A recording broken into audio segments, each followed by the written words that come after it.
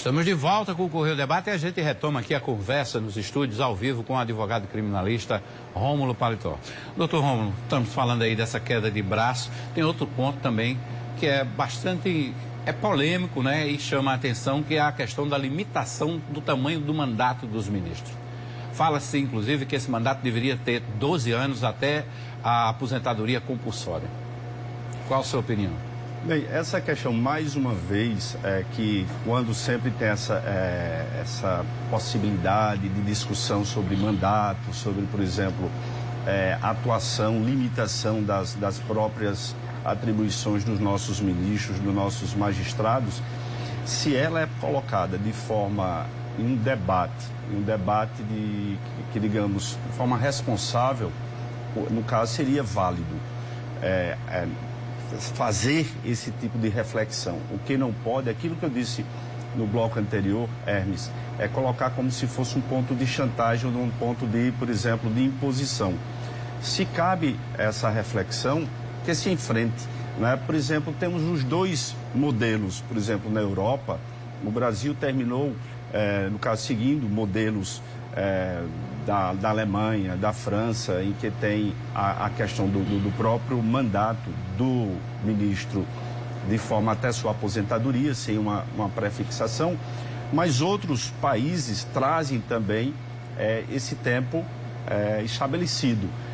Na minha opinião, seria muito mais válido, por exemplo, deixar para fazer nomeações de um ministro para uma corte tão importante como o Supremo Tribunal Federal, como o Superior Tribunal de Justiça, por exemplo, com uma idade mais, vamos dizer, em que um magistrado ou aquele profissional, aquele jurista, tivesse uma capacidade, uma experiência maior, né? Por exemplo, pautar que a partir dos 50 anos, dos 55 anos, pudesse ocupar uma cadeira numa corte superior. Né? Limitar o teto, o peso da idade para ele ingressar. Para ingressar, isso. Para não ficar aquele tempo também muito extenso, né?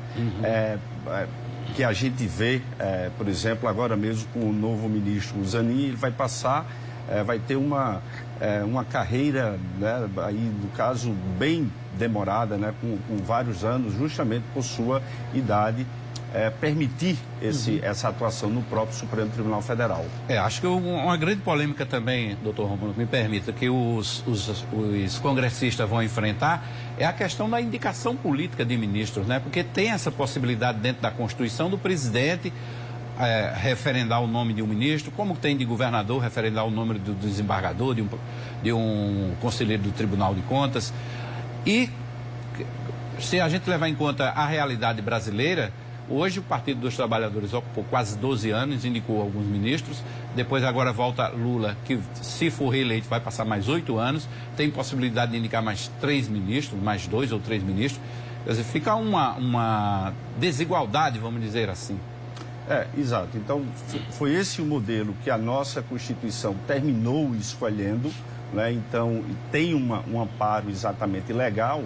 Agora, resta, no caso, seria interessante que essa indicação, essa composição se desse por critérios mesmo, critérios técnicos, não critérios meramente ideológicos. Isso é que é preocupante, principalmente no caso como o Supremo Tribunal Federal, que tem uma importância significativa, né, que é quem vai dizer, em último instante, sobre a própria constitucionalidade ou não de uma norma. Assim, não é um ataque a governo de PT ou a governo de quem quer que seja. É o que nós estamos assistindo. Por exemplo, o ex-presidente Jair Bolsonaro ainda nomeou 2 ministros, né? Então fica aquela queda de braço, a gente vê e assiste dentro do próprio pleno do Supremo, por teses ideológicas distintas.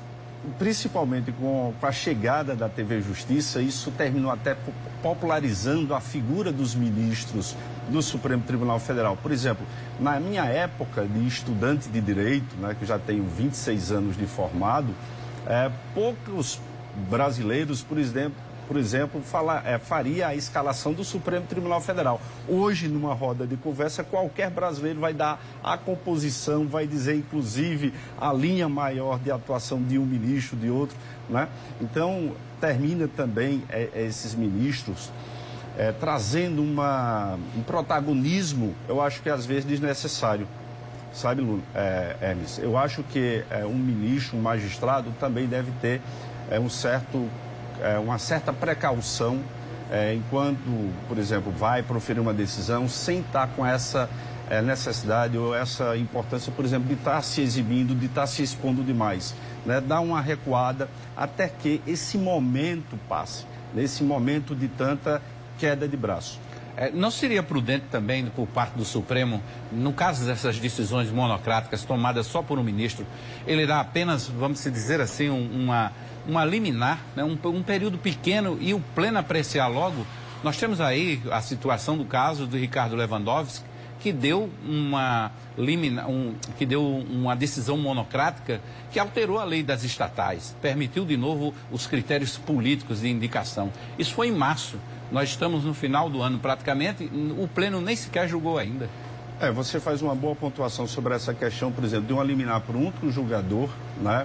Mas, por exemplo, na recente decisão da Comissão de Constituição e Justiça, que é pela PEC 8 de 2023, estabelece um prazo de 6 meses. O próprio Supremo Tribunal Federal já tinha deliberado reduzindo para 90 dias, né? Então, no caso, um magistrado que pede vista de um processo teria aí 90 dias para não acontecer como esse caso que você falou, ou como o caso do próprio ministro Fux, que pediu vistas, por exemplo, de um processo de muita importância para a advocacia criminal, até pela importância de se dar alguns freios, como tivemos, por exemplo, na própria Lava Jato, por exemplo, do juízo de garantias, né?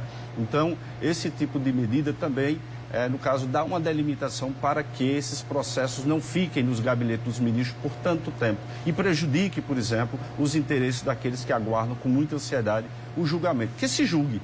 Uhum. Os advogados chamam de embargos de gaveta, né? Exatamente, os famosos embargos de gaveta. É verdade, colocou na gaveta, não julga, não sai de jeito nenhum. Doutor Rômulo, queria agradecer sua presença aqui, bom debate, obrigado pela lição, pela aula que o senhor deu aqui. É sempre um prazer acompanho o seu programa, um programa, como eu já disse, de muita audiência, que traz sempre temas de muita importância para a população, e estar aqui ao seu lado, contribuindo e aprendendo com você, é motivo de muita honra. Muito obrigado. Obrigado também.